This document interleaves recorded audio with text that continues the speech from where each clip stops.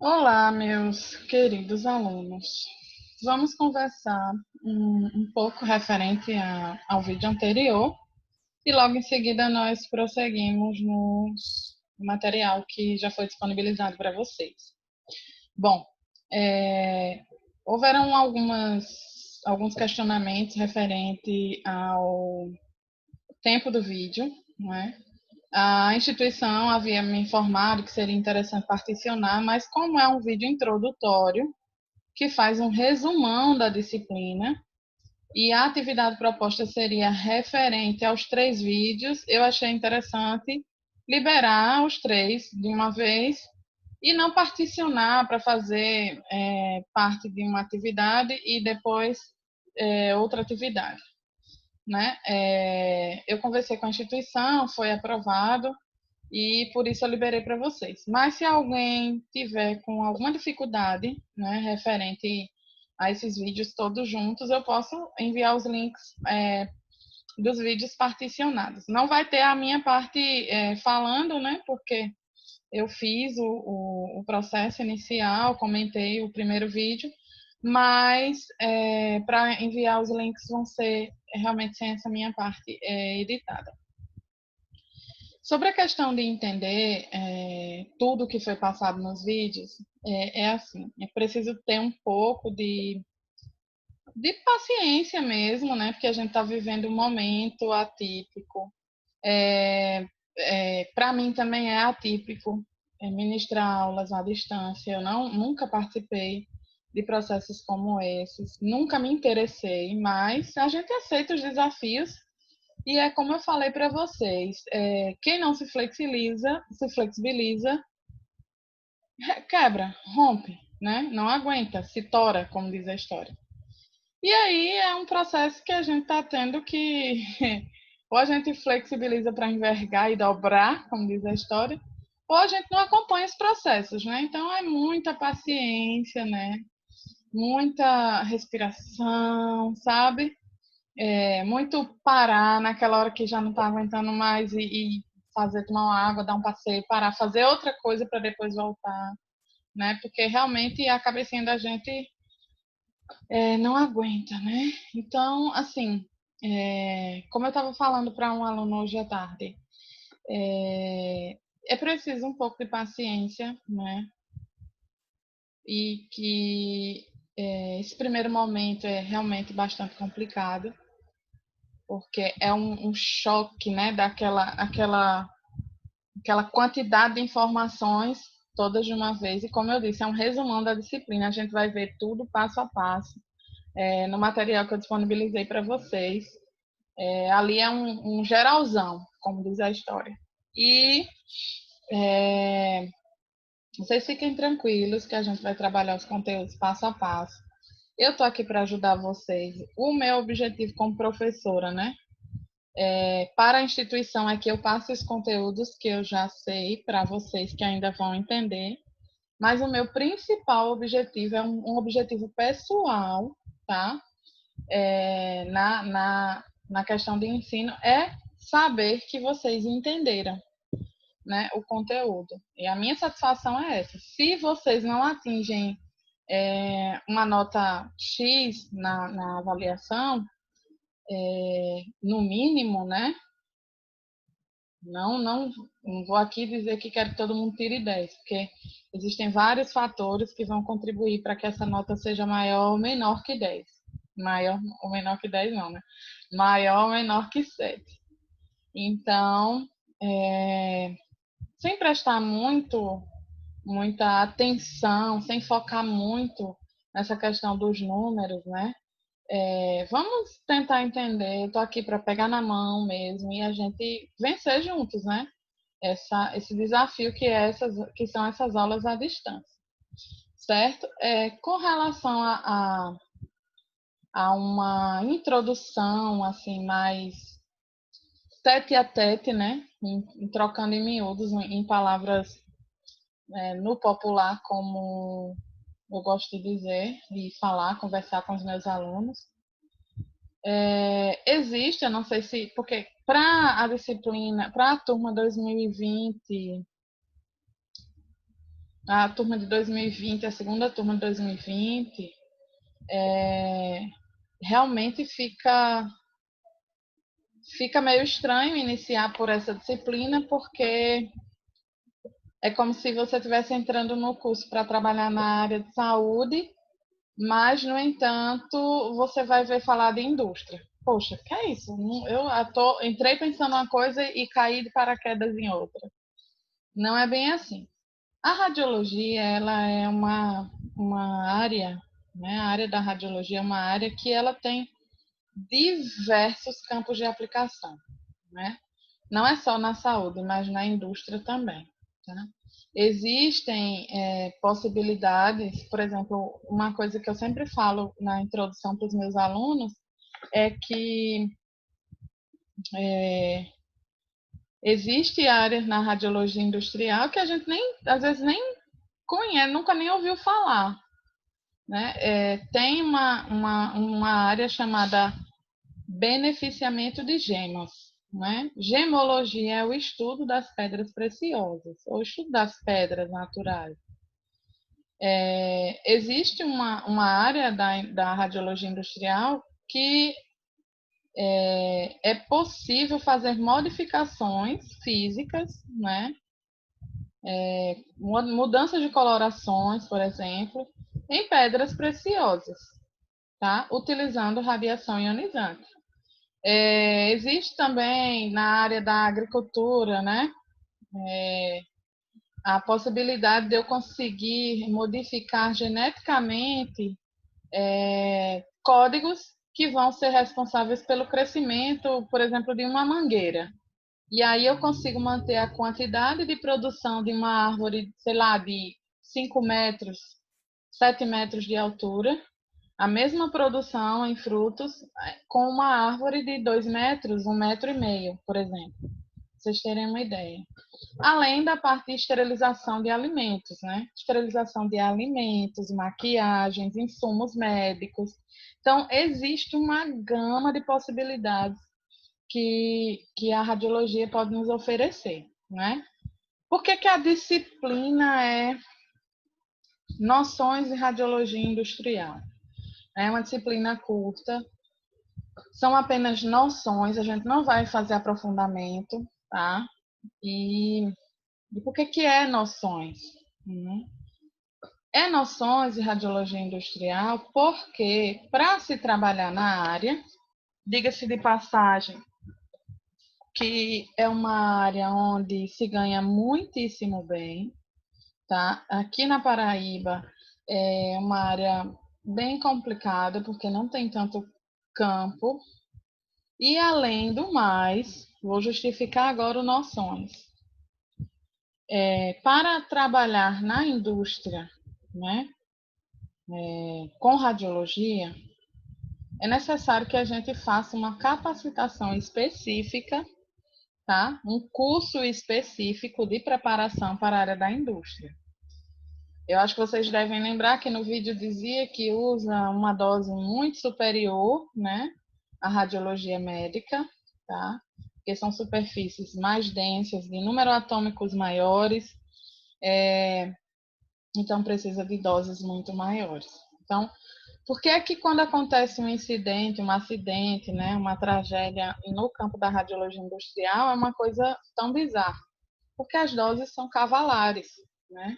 Então, quando acontece um processo, o cara que trabalha na radiologia industrial, ele ganha muito bem. Mas, se acontecer um acidente, ele não vai poder gastar o dinheiro que ele ganhou. A não ser que ele seja bem estourado. Recebeu, gastou, recebeu, gastou, recebeu, gastou. Mas aí esse processo de ter um curso específico, uma capacitação específica, é uma exigência do mercado, tanto do mercado quanto dos órgãos reguladores, né? É necessário que esse curso seja atualizado. Se eu não estou enganada, é a cada 2 anos. Você faz o curso, ele é super caro, e ele só tem validade de 2 anos, certo?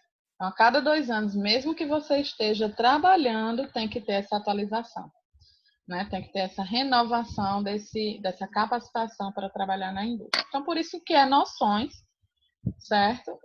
De radiologia industrial.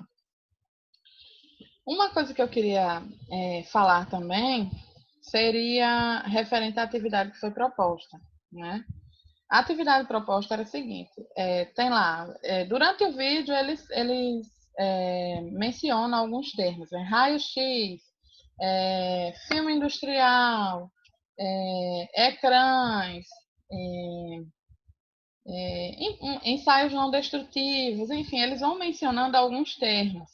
E a minha ideia era que você selecionasse esses termos, e principalmente os que eles sugerem, né?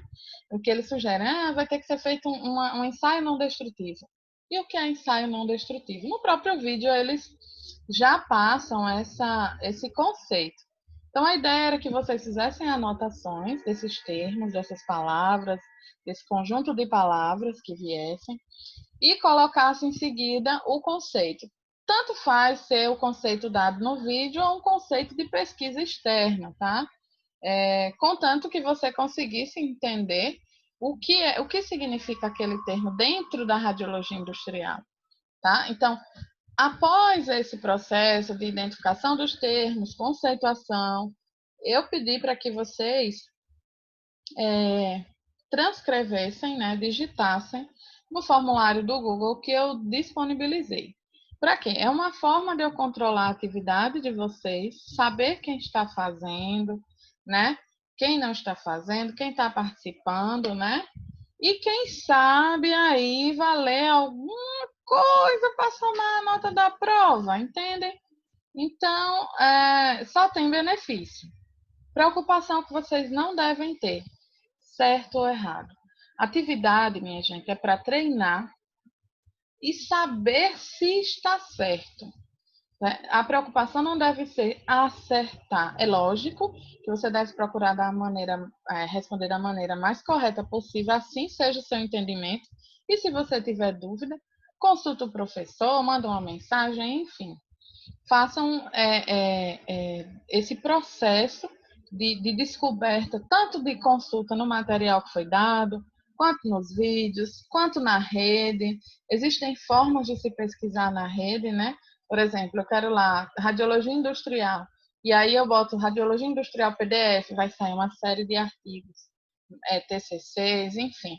Eu coloco lá, tem alguns blogs, né, de radiologia, tem sites de concursos que também discutem, né, certas questões de concurso.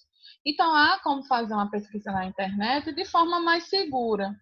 Se não ficou claro, se existem três fontes e as três fontes são diferentes, vê com o professor qual é a mais assertiva, né? Mas, inicialmente, é, a ideia ou a preocupação de vocês não deve ser apenas acertar, né? Durante esse processo de construção do conhecimento, vocês vão construindo isso aí, esse acerto.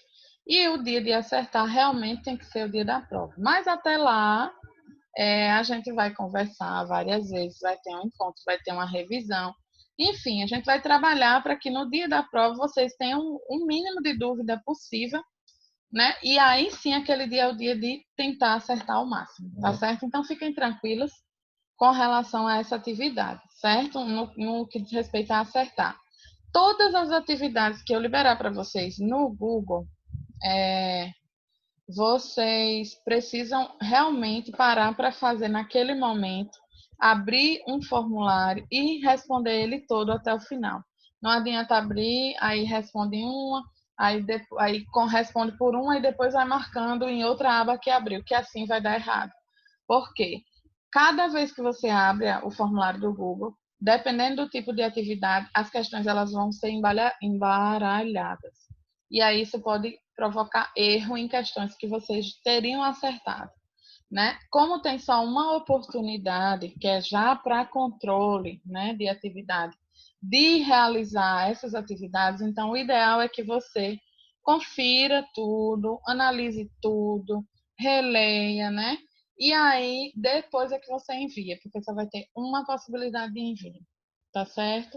Então, se vocês tiverem alguma dúvida com relação a tudo isso que eu acabei de falar, vocês vão me dando feedback ou lá no sala de aula ou no meu WhatsApp, enfim, não tem problema nenhum. Eu só costumo demorar um pouco para responder, porque como vocês devem saber, a gente está nessa correria de dar aula para várias turmas e online, enfim, eu trabalho em mais duas instituições, então realmente demora um pouco. E às vezes eu respondo bem tarde. Então, quem tiver problema, assim, não poder receber mensagem tarde, eu sugiro que vocês coloquem minha caixinha lá no silencioso, para não ter nenhum problema, não acordar, não ficar preocupado, ou não brigar com o cônjuge ou com o companheiro, certo? Porque normalmente eu vou responder assim que eu tiver um tempinho, tá bom? Então vamos dar início ao material que eu disponibilizei para vocês. Nós já vamos com quase metade do tempo sugerido, e aí vamos dar andamento. Pronto. A disciplina Noções de Radiologia Industrial, né? A gente vai ver como é que eu trabalho com a radiação na indústria, né? Quais são as possibilidades, o que é que existe de regra, o que é que eu preciso saber de noção, né? Ter noção dentro da radiologia industrial. Tem esse e-mail aqui, elaniradiologia@hotmail.com, mas tem o elaniradiologia@gmail.com, que é o que eu cadastro no Google Sala de Aula. Então, tanto faz, quando vocês mandarem um e-mail para mim, informem sempre, que aí eu já vejo qual foi o e-mail que vocês me mandaram, tá bom? Então, vamos continuar o processo. Com relação à produção de radiação, as turmas que já viram a parte de física aplicada à radiologia, não vão ter, eu espero que não tenham dificuldade com relação ao entendimento desse processo. Mas há uma produção de radiação no que diz respeito ao equipamento de raio-x. Ele tem dois polos, o positivo e o negativo, o cátodo e o ânodo. Então, esse equipamento é ligado na rede elétrica, há uma diferença de potencial nesse circuito, gera-se uma nuvem de elétrons ao redor do cátodo. Esses elétrons, eles têm carga negativa. As cargas negativas têm uma tendência a serem atraídas por cargas positivas. Então, o cátodo é negativo e o ânodo é positivo. Gera-se uma nuvem eletrônica aqui no cátodo e a tendência deles é correrem em direção ao ânodo, né? Porque são negativos, o ânodo positivo, e o choque desses elétrons no ânodo vai ocorrer, né? Vai formar, vai dar origem à radiação ionizante do tipo X, que a gente já conhece, já ouviu falar, enfim. E aí, após esse choque, né, desses elétrons, há uma produção de radiação X, tá? A gente sabe que a radiação, nesse processo todo de formação, ela é produzida em apenas 1%, e o restante da energia produzida vai ser apenas calor. Então, vamos lá. Os equipamentos de radiação ionizante são produzidos com ampolas especiais, que é a ampola de raio-x, né? Um dos precursores, né, da ampola de raio-x foi a ampola de Crookes. Na verdade, foram feitos vários estudos por vários cientistas, e o pai da radiologia, como ficou conhecido, o William Röntgen, ele fez umas modificações na ampola de Crookes e, por acidente, né, diz a história, que ele descobriu a radiação X, né? Uma outra informação é que, com relação ao tamanho da ampola, quanto maior ela for, maior vai ser a quantidade de tensão, ou seja, o kV que vai ser produzido, certo? Então, quanto maior a ampola, maior o kV, né? Se a ampola for pequena, por exemplo, em equipamentos de raio-x odontológicos, o kV vai ser um pouco menor porque a ampola é menor, certo? Vamos lá. Já até adiantei a questão da conversão de calor. Então, o calor que acompanha a formação de raio-x é considerável como, por exemplo, podemos citar que para 100% de energia elétrica colocada na ampola, 99% gerará, ou vai gerar calor e apenas 1% se converterá em radiação X, certo? Então, é interessante, né, saber desse conceito, já foi questão de concurso, e eu acredito que quase ninguém lembrava desse processo aí, né? Então, portanto, é necessária atenção especial aos sistemas e métodos de refrigerar o ânodo, né? E esta refrigeração ela pode ser feita de diversas maneiras. Na verdade, como a maior parte de energia produzida vai ser calor, então é necessário que exista um sistema de resfriamento, né? Para que esse equipamento não venha a sofrer danos, enfim, possa trabalhar com a sua potência máxima. Então, os sistemas de refrigeração que vão existir são refrigeração por irradiação, refrigeração por convecção e refrigeração por circulação de água forçada, certo? Então, os sistemas de refrigeração, eles podem ser os três juntos, ou apenas, na verdade, irradiação é inerente a qualquer tipo de equipamento, mas equipamentos de raio-x, por exemplo, os médicos, eles vão ter por irradiação e por convecção, né? Como é esse sistema de refrigeração por irradiação? No bloco de tungstênio, tá? Onde se localiza o ânodo.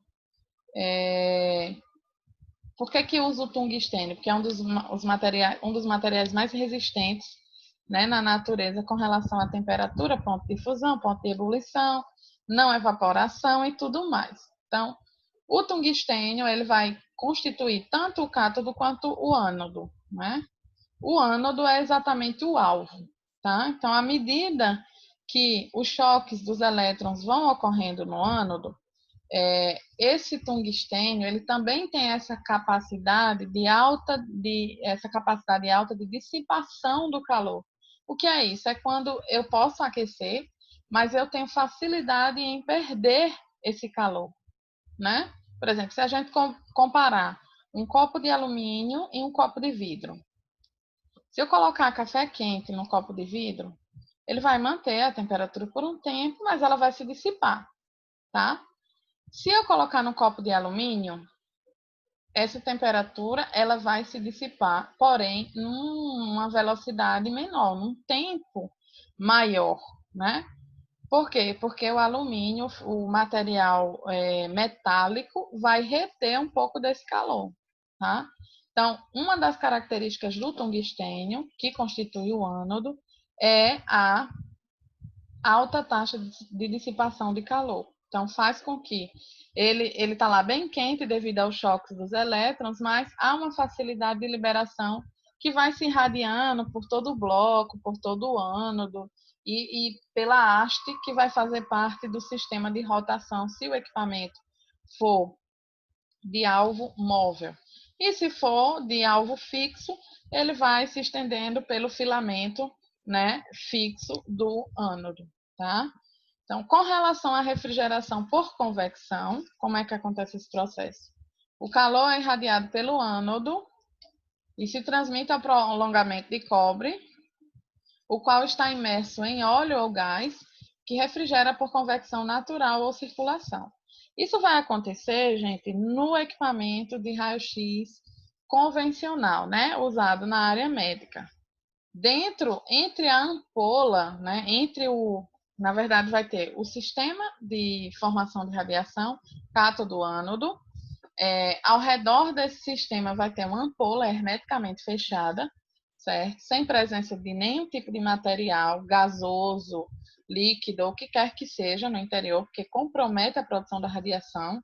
E por fora dessa ampola vai ter uma espécie de silicone ou um óleo mineral, responsável por absorver a quantidade de calor produzida lá nos filamentos, no alvo, e dissipar esse calor. Então, essa refrigeração, onde há a imersão da ampola em óleo, gás ou silicone, né, chama-se refrigeração por convecção.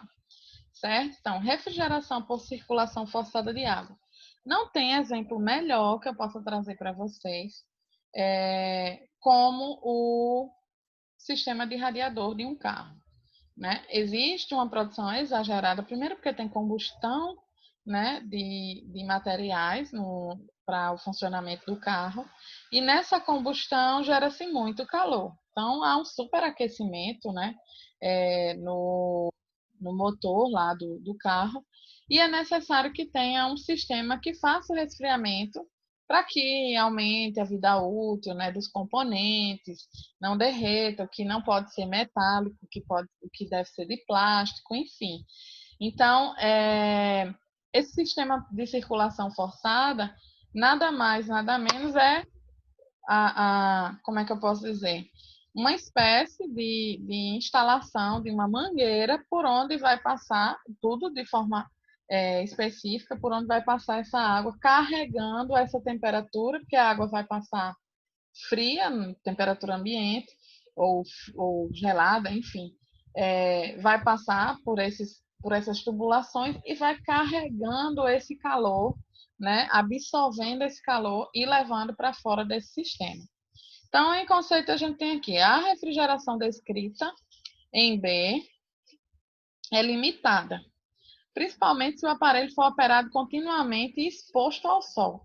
A gente nota que os equipamentos de radiologia convencional da área de saúde estão sempre dentro de salas com ar-condicionados geladíssimos, né?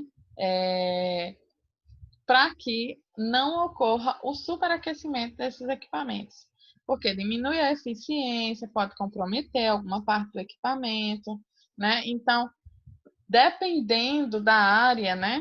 Sendo na indústria, se um equipamento ele precisa realmente ser deslocado e exposto, porque vão ter raios-x industriais portáteis, e tem equipamentos de maior porte, né? Que não vão ser possíveis o deslocamento para o local de ensaio. Na indústria, a gente não vai chamar de exame, né? A gente pode chamar de tomada radiográfica, a gente pode chamar de radiografia industrial e principalmente ensaio. Na verdade, a gente deve chamar ensaio, ensaiar. Ensaiar seria testar, avaliar, averiguar, tá certo? Com radiação.